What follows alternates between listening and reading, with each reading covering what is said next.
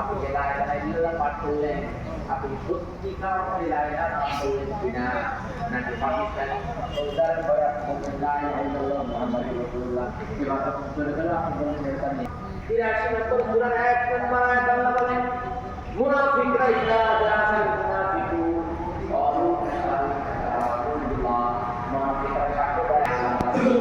আল্লাহ